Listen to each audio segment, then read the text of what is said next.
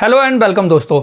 ईशान किशन की double century ने बहुत सारे रिकॉर्ड तो बनाए हैं, लेकिन अब इंडियन क्रिकेट में उस डबल सेंचुरी ने एक नई बहस छोड़ दी है कि इंडिया के लिए ओपनिंग करने का मौका किसको मिलना चाहिए।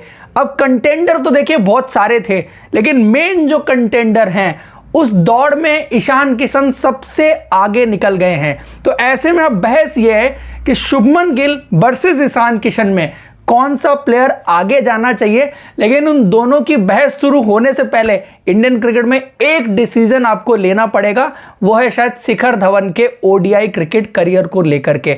उन सब चीज़ों की बात हम इस वीडियो में करेंगे और बहुत इंटरेस्टिंग वीडियो होने वाला है। आप सब इसको पूरा जरूर देखिएगा। ये सिर्फ थॉट्स हैं, सजेशंस हैं, लेकिन ये बड़े इंटरेस्टिंग है। आप सब पूरा सुनिए और अगर अभी तक आपने सब्सक्राइब नहीं किया तो सब्सक्राइब जरूर करिए, नोटिफिकेशन की घंटी दबाइए। सबसे पहले आपको शिखर धवन के करियर पे एक डिसीजन लेना ही है, उनको आपको नमस्ते करनी ही होगी। अब हालात इसी तरह के हैं, जितनी सर्विसेज वो इंडियन क्रिकेट को दे सकते थे उन्होंने दे ली, बहुत अच्छी रही। Thank you so much for your services. अब उसके बाद आपको मूव ऑन जो करना है, जिसमें दो ऑप्शन आपके पास हैं, शुभमन गिल का ऑप्शन आपके पास है और ईशान किशन का ऑप्शन आपके पास है। अभी अगर देखें जो परफॉर्म करने वाले प्लेयर हैं एक्चुअली वो यही दोनों हैं। बाकी नाम आप किसी का भी ले सकते हैं, आपकी चॉइस कुछ भी हो सकती है, बट जो रियलिटी चेक है उसमें अगर देखें अब एक्चुअली इन दोनों के बीच में बहस चल रही है। तो ऐसे में इन दोनों को कैसे एडजस्ट करें। आई थिंक इंडिया को अभी इस वक्त पर जाना चाहिए। लेफ्ट राइट कॉम्बिनेशन भी इक्वली इंपॉर्टेंट है। आप दो राइट हैंडर अगर क्वालिटी बैट्समैन है आप खिला सकते हैं, दो लेफ्ट हैंडर अगर क्वालिटी बैट्समैन है तो खिला सकते हैं। यह हिस्ट्री बताती है क्रिकेट की, चाहे वो मैथ्यू हेडन और एडम गिलक्रिस्ट की जोड़ी रही हो, चाहे सचिन सहवाग की जोड़ी रही हो। तो ऐसा नहीं है कि आपको लेफ्ट राइट कॉम्बिनेशन हो तभी चलेगा, लेकिन अगर आपके पास लेफ्ट राइट कॉम्बिनेशन है और दो अच्छे, एक राइट हैंडर और एक लेफ्ट हैंडर का कॉम्बिनेशन मिलता है तो उसमें कोई हर्ज नहीं है। तो इसीलिए मैं कहूंगा, क्योंकि ईशान किशन जिस तरह की पारी उन्होंने खेली है उसमें वो एक चीज दिखा गए हैं कि जब वो खेलेंगे तो इंपैक्ट ऐसा होगा कि जब उनकी पारी चल रही होगी तभी सामने वाली टीम हार मान लेगी, सरेंडर कर देगी। तो इस तरह के बल्लेबाज को जितनी ज्यादा गेंदें खेलने की अपॉर्चुनिटी मिलेगी उतना ही ज्यादा फिर अच्छा भी है टीम के लिए। हो सकता है कि वो जल्दी आउट भी होगा, लेकिन टीम के प्रोस्पेक्टिव से देखें, मतलब अगर 10 में से वो 4 मैच 5 मैच भी जिता गया तो फिर अपना काम कहीं ना कहीं, अपने रोल को वो कहीं ना कहीं जस्टिफाई जरूर करता है। बट दूसरी तरफ अगर जैसे शुभमन गिल, अब शुभमन गिल आप ओपनिंग तो कर ही रहे थे, वो अब तक आप उनको 3 नंबर पर भी खिला सकते हैं और मुझे नहीं लगता कि शुभमन गिल के लिए ओपनिंग से 3 नंबर शिफ्ट करना कोई दिक्कत की बात होगी। अंडर 19 में वो नंबर 3 के प्लेयर ही हुआ करते थे, बाकी क्रिकेट भी उन्होंने अपनी 3 नंबर पर ही खेली है। ओपनिंग जरूर वो करने लग गए थे अपने डोमेस्टिक में और इंडियन क्रिकेट में, लेकिन उनके लिए कोई दिक्कत की बात नहीं है कि वो नंबर 3 पर भी बल्लेबाजी कर सकते हैं। लेकिन अब ये नंबर 3 बल्लेबाजी करेंगे कैसे? वर्ल्ड कप में तो आपको विराट कोहली नंबर 3 खेलना है, अब ये नंबर 3 पर जगह बनेगी कैसे? उसके लिए आपको अरेंजमेंट करना पड़ेगा, क्योंकि देखो दो प्लेयर आपको अगर एडजस्ट करने हैं तो आपको ये अरेंजमेंट्स तो फिर कहीं ना कहीं करनी ही पड़ेगी। उस अरेंजमेंट के लिए आपको प्ले में लानी पड़ेगी रोटेशन पॉलिसी, और उस रोटेशन पॉलिसी में आपको अपने दो प्लेयर्स को वर्ल्ड कप आने तक रोटेट करना पड़ेगा। और वो दो प्लेयर कौन से हैं? रोहित शर्मा और विराट कोहली। आपको इन दोनों को रोटेट करना पड़ेगा। अब चूंकि रोहित शर्मा कप्तान है तो उनको रोटेट किया नहीं जा सकता। उसका सलूशन मैं आपको बताता हूं कि आप रोहित शर्मा को अगर आपको रोटेट करना है तो आप कैसे रोटेट करेंगे, क्योंकि केएल राहुल की भी परफॉर्मेंस नहीं हो रही। तो दूसरी नमस्ते तो आपको इंडियन क्रिकेट में केएल राहुल को करनी पड़ेगी। उसके बाद आपको देखना है कि उपकप्तान कौन हो सकता है। उपकप्तान हार्दिक पांड्या के अलावा और कोई इस वक्त पर टीम में नजर नहीं आ रहा, लेकिन हार्दिक पांड्या के भी अपने फिटनेस के इश्यूज हैं। ऐसे में ले दे के आपके पास एक ऐसा ऑप्शन बचता है जो पहले कप्तान भी रहा है, जिसको एक्सपीरियंस भी है, जो टीम चला भी सकता है, और जो शायद इस वक्त इंडियन क्रिकेट में सबसे बड़ा प्लेयर है, वो है विराट कोहली।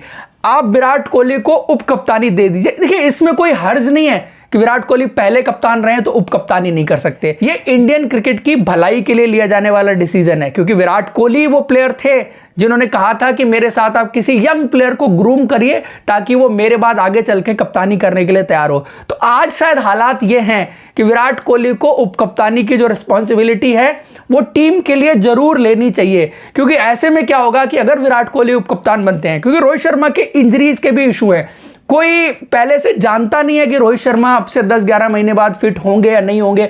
मान लो उनको इंजरी हो जाती है, कुछ हो जाती है, तो ऐसे में फिर टीम कौन हैंडल करेगा?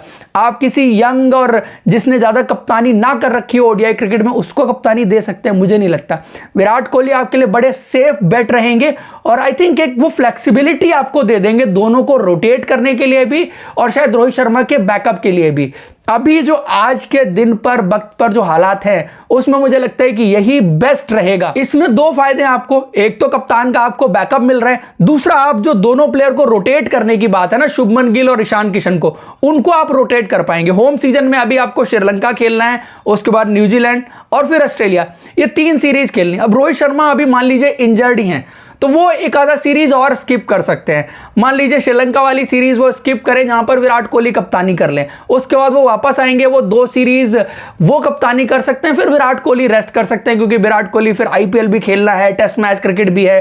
सो क्रिकेट कहीं ना कहीं चलती रहेगी। एक बेटर अरेंजमेंट और better solution for Indian cricket हो सकता है जिसमें आप शुभमन गिल को भी रख पाएंगे, ईशान किशन को भी उनका रिवॉर्ड मिल पाएगा और शायद ऐसे में क्या होगा, जब आप केएल राहुल को बाहर कर देंगे तो नंबर 5 पर आप ऋषभ पंत को भी उस टीम में जगह दे पाएंगे क्योंकि सिर्फ 2 मैच खराब हुए उनके, वो भी इस टीम में कंटेंशन में है। उसके बाद आप हार्दिक पांड्या तो अपनी 6 नंबर की जगह पर आएंगे, सूर्य कुमार यादव के बारे में भी उस नंबर पर आप एक्सपेरिमेंटेशन के बारे में सोच सकते हैं और श्रेयस अय्यर भी जो उनकी परफॉर्मेंसेज हैं उनके दम पर आप उनको इस टीम में रख सकते हैं। तो जस्टिस सबके साथ होगा, टीम के साथ होगा, एक्चुअली इंडियन क्रिकेट के साथ होगा। तो आपको ये 2-3 बड़े कॉल लेने पड़ेंगे जिसमें शिखर धवन और केएल राहुल की विदाई इंडियन क्रिकेट से और उप कप्तानी शायद फिर विराट कोहली के पास, और जरूरत के हिसाब से आप ये रोटेशन पॉलिसी आपको लेकर के आनी पड़ेगी। अब आप कहेंगे कि आपने अगली 3 सीरीज का तो बता दिया कि इस तरह से खेलना है, लेकिन जब एशिया कप आएगा, वर्ल्ड कप आएगा, तो वर्ल्ड कप में तो विराट कोहली या रोहित शर्मा दोनों साथ में खेल रहे होंगे,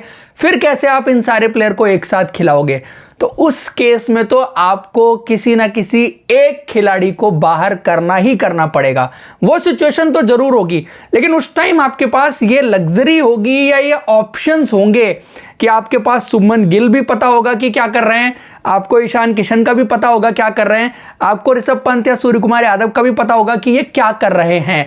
तो ऐसे में फिर आपको थोड़ी सी आसानी हो जाएगी डिसीजन लेने में कि इनमें से आपको किसको बाहर रखना है, क्योंकि वो 3 सीरीज आपको पूरा मौका दे देंगी तीनों प्लेयर्स को देखने का। बाकी आप पैकिंग ऑर्डर में देख सकते हैं और हो सकता है कि किसी स्टेज पर जाके आपको लगे कि रोहित शर्मा 11 में डिजर्व नहीं करते। तो क्या जिस तरह के डिसीजन फ्रेंचाइजी क्रिकेट में लिए जाते हैं कि कप्तान को ही टीम से बाहर जाना पड़ता है बिकॉज वो परफॉर्म नहीं कर रहा होता है, तो उस केस में वो फ्लेक्सिबिलिटी आपके पास होगी कि आप वो डिसीजन भी ले सकते हैं। और जो विराट कोहली के उप कप्तान बनाने की बात मैंने की थी वो इसीलिए की थी कि आपको अगर जरूरत लगे तो विराट कोहली को आप कप्तान बना करके टीम फिर उस तरह से बना सकते हैं। सो बेसिकली कहने का मतलब यह है कि आपको परफॉर्मेंस रिवॉर्ड करनी पड़ेगी। मुझे नहीं लगता कि वो सिचुएशन आएगी कि आपको रोहित शर्मा को ड्रॉप करना पड़े, लेकिन ऑप्शंस आपको लेके चलने पड़ेंगे। प्लानिंग का हिस्सा आपको इस चीज को बनाना पड़ेगा कि इन केस रोहित शर्मा का फेलियर ऐसे ही चलता रहा तो फिर आप जाकर के क्या करेंगे, आप कंटिन्यू करते रहेंगे रोहित शर्मा के साथ, तो बैकअप जरूर तैयार कर लीजिए, सेकंड ऑप्शन जरूर तैयार कर लीजिए, क्योंकि इंजरी का भी आपको पता नहीं है कि कब किस प्लेयर की इंजरी आ जाती है। तो एडिशनल ऑप्शन आप जरूर लेकर के चलिए। इस पर आप सबकी क्या राय है जरूर कमेंट बॉक्स में बताइए। आई थिंक ये मैं थोड़ा सा अपनी नज़र में तो इसको इनोवेटिव सोल्यूशन ही कहूंगा, जो शायद आउट ऑफ द वे जाके मैं इसको लेके आया हूं। इस पर अपनी राय जरूर दीजिए। आपको वीडियो पसंद आया तो लाइक जरूर करें और अब तक आपने सब्सक्राइब नहीं किया है तो सब्सक्राइब जरूर कर लीजिए। Thank you for joining, good bye, see you in next video.